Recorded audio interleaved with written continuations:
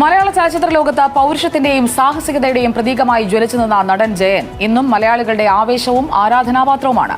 അജയ്യനായ നടന്റെ ജീവിതത്തിന് അജയ്യം എന്ന പേര് തന്നെ നൽകി ബയോപിക് നോവലായി വായനക്കാരിൽ എത്തിച്ചിരിക്കുകയാണ് യുവ എഴുത്തുകാരനും പ്രവാസിയുമായ ബിനോയ് തങ്കച്ചൻ.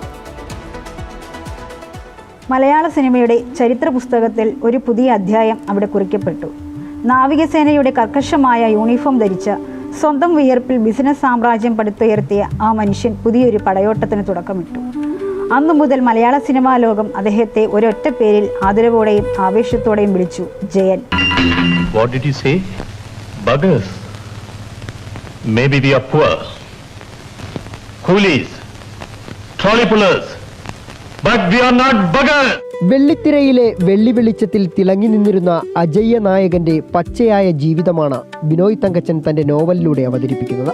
താരനായകനായി മാറും മുമ്പുള്ള കൃഷ്ണൻ നായരുടെ നേവി ജീവിതവും അധികമാരും അറിയാത്ത ബിസിനസ് കാലവും അവസരങ്ങൾക്കായി മദ്രാസിലെ തെരുവുകളിൽ അലഞ്ഞ നാളുകളിലെ നൊമ്പരപ്പെടുത്തുന്ന അനുഭവങ്ങളും നോവലിൽ രേഖപ്പെടുത്തിയിരിക്കുന്നു.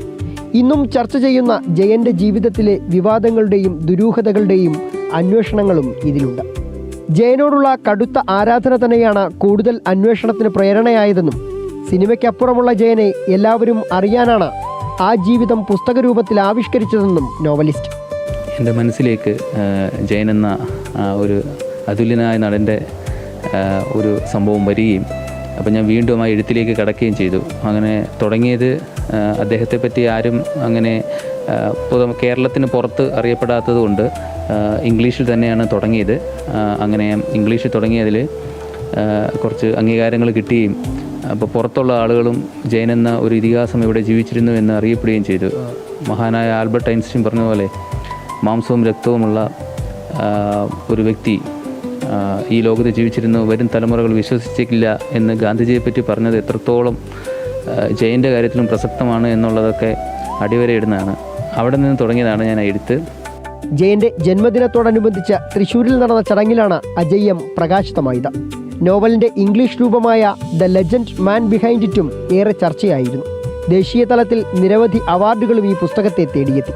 പിന്നാലെയാണ് മലയാള പരിഭാഷയും പുറത്തിറങ്ങിയിരിക്കുന്നത്.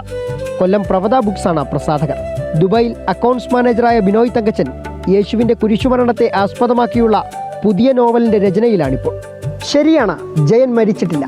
അദ്ദേഹം ജീവിക്കുന്നത് ജനങ്ങളുടെ മായാത്ത സ്മരണകളിലാണ്. പ്രാർത്ഥനാമുറികളിലെ മെഴുകുതിരി നാളത്തിലും രാത്രിയിലെ ശാന്തമായ മർമ്മരങ്ങളിലും ജയന്റെ സാന്നിധ്യമുണ്ട്.